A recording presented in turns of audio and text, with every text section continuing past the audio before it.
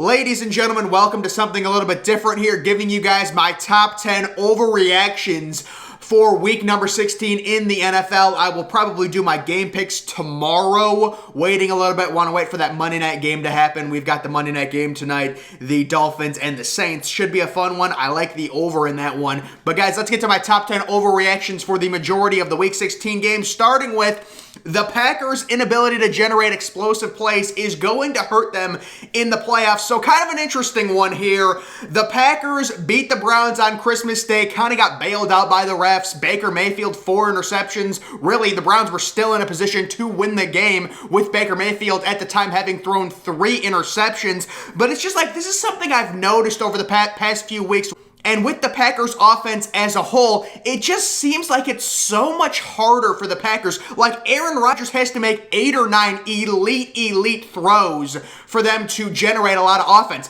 Take a look at the Cowboys Sunday night game last night. No disrespect to Dak, but it just seemed like the throws were so much easier as opposed to Aaron Rodgers having to fit, balls into very tight windows. Maybe the Packers receivers not getting as much separation as other teams, but it just seems like the Packers, it's so much harder for Aaron Rodgers. Like, everything has to be perfect. He has to throw a perfect deep ball, and there's just too many games when I see Devontae Adams' stat line is like 12 catches for 114 yards, 10 yards per catch. It's just, there's not a lot of explosiveness within that offense. Their performance against the Browns, especially in the second half, Matt LaFleur, not high on him as a play caller. Way too conservative. This has happened many times now with him and the Packers in the second half, where they just sit on the football, they run the ball. You've got Aaron Rodgers. You want to be more aggressive than that. Even being up 3 points in the second half is simply not going to cut it, and the Browns very easily could have won that game had they gotten that pass interference call. Would have set them up right around midfield with plenty of time left. I believe they still had 2 timeouts,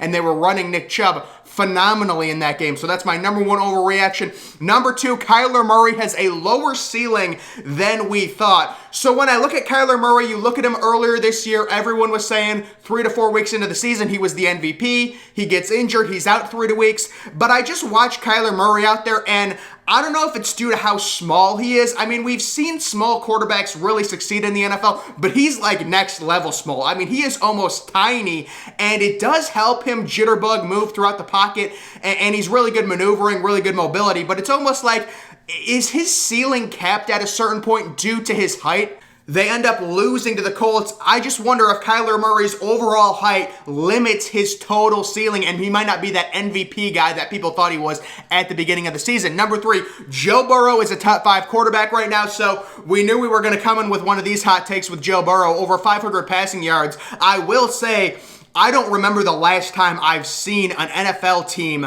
with their starting quarterback still in the game and with like a minute left in the fourth quarter throwing the ball 30 yards down the field, up by 20 points. I'm not saying it's right or wrong for Cincinnati against Baltimore. It's whatever. I just thought it was really, I saw that. I was like, what are they doing? But I mean, you can do it whatever. They wanted to run up the score. They wanted to get Burrow 500 yards maybe. I don't know. But Joe Burrow right now, I would say this is not an overreaction. He's playing right now. Like, if you look at all the quarterbacks, I would put him maybe 5th, maybe 6th. The only thing I think that limits Joe Burrow, he's very slow when he maneuvers the pocket. A little bit slow, but he's got a great ball. I loved him coming out of LSU. He had one of the greatest college football seasons ever, and he throws a phenomenal football. Very accurate. Joe Burrow right now, 500-yard passing game. Cincinnati sweeps Baltimore. It was against Josh Jackson, but still, their offense was amazing. They sweep Pittsburgh as well. That's really impressive. Number 4, Josh Allen is somehow underrated, so I don't think this is an overreaction. I think right now Josh Allen is underrated. There was this narrative going on earlier this season. I thought it was fair, saying Josh Allen had kind of regressed, judging on his stats earlier this year. Maybe a little regression, but recently I don't think people have been giving him enough praise. He goes into New England, 3 touchdown passes. How about Isaiah McKenzie out of nowhere? What did he have, like 11 catches for 130 or something? Crazy game, completely out of nowhere against New England, against that Bill Belichick defense.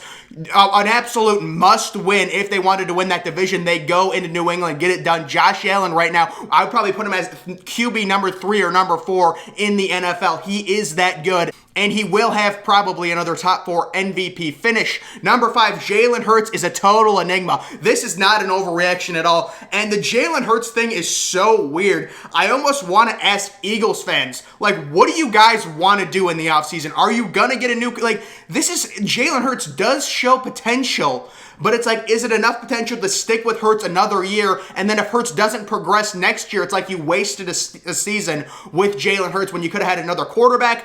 You know, there's going to be a lot of quarterbacks available. The draft doesn't have a ton of great quarterbacks. Will the Eagles stick with Jalen Hurts? He plays well against the Giants. But again, he'll do this thing where he plays really well one game, not great the next game, really mobile, a lot of rushing touchdowns. He is a total enigma right now. I just cannot judge if the Eagles really want to tether their future to Jalen Hurts. He's a total enigma. Number 6, the Falcons and Panthers are the most boring teams in the NFL. This is not an overreaction at all. These two teams are horrific to watch, especially the Falcons. I make bets, I do betting videos, whatever. The one team in the, well, maybe also the Jaguars and Jets, but like the one team I legitimately cannot bet on is the Atlanta Falcons. I just don't know, where is their offense coming from? Cordero Patterson, great year, having a fine year, whatever, but it's just like with Matt Ryan, no receiving weapons at all.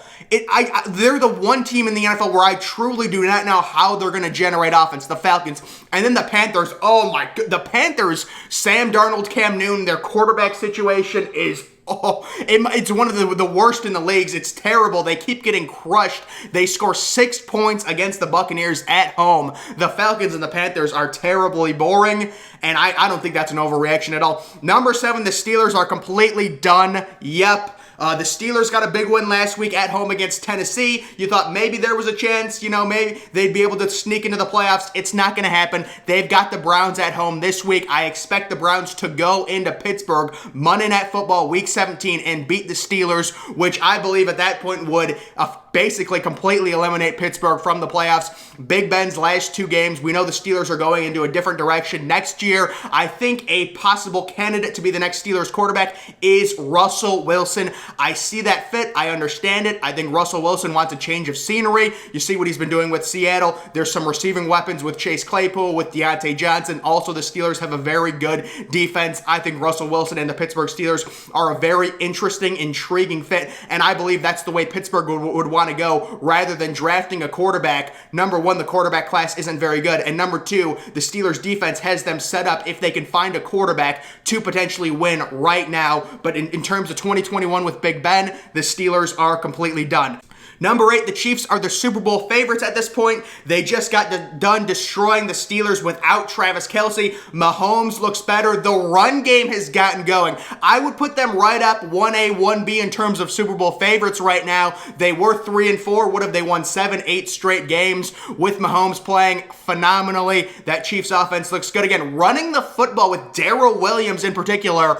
It's good to see Andy Reid incorporate the running game. You're not so one-dimensional. The Chiefs looking phenomenally after that shaky start. Mahomes looks better. You've got Tyreek Hill. You're going to get Travis Kelce back. They're 1A, 1B in terms of Super Bowl favorites right now. Number 9, I'll take the Cowboys over Packers in the NFC. Probably a little bit of an overreaction if you're talking about Dallas going to Green Bay. Green Bay, we expect to lock up that number 1 seed. Their Week 17 game is versus Minnesota at home. They should be favorites in that one. And then their Week 18 game is at Detroit, which we expect Green Bay to win these next 2 games and get the number 1 overall seed. So you'd be looking at Dallas going into a cold Lambeau Field. The Cowboys last night, perfect game for them. Annihilated Washington. Dak Prescott completely bounced back, but I do think this is a bit of an overreaction, prisoner of the moment after the Cowboys destroyed Washington. Dak Prescott has not played great in the second half of the year. He did look really good last night, but overall, you're talking about Dak going into 20-degree, maybe 15-degree weather at Lambeau Field. It's going to be really tough to beat the Packers. And number 10, the Chargers are a pretender. I completely agree with this. You cannot allow a team like Houston to score 41 points when you need the game. You need the game, solidify your spot as a wild card team. You allow them to score 41 points. Houston's trying to lose. Well, maybe they're not trying to lose, but I'm sure their front office wouldn't mind losing to continue to get a really good draft pick, and you allow 41 points. This year, they are a pretender. They do have a bright future with Justin Herbert. We understand that, but 41 points, in a game you must win to stay. You take a look at all those teams bunched up in the AFC in the wild card. It is completely inexcusable, and it shows me that the Chargers are a complete pretender, guys. Those are my top 10 overreactions on this Monday for week number 16. Make sure you're following me on Twitter. Link to that's always in the description. I'm, of course, the Depressed Ginger. Thank you for watching.